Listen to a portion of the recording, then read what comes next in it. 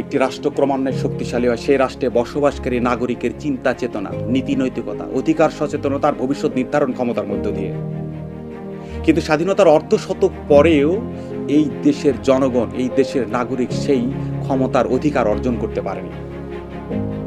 এই দুর্বলতাকেই পুঁজি করে এক শ্রেণীর স্বার্থান্বেষী মানুষ বারবার জনগণকে শোষণ করেছে, যে কারণে এখনো আমাদের দেখতে হয় ক্ষুধার্ত তৃষ্ণার্ত মানুষের আহাজারি।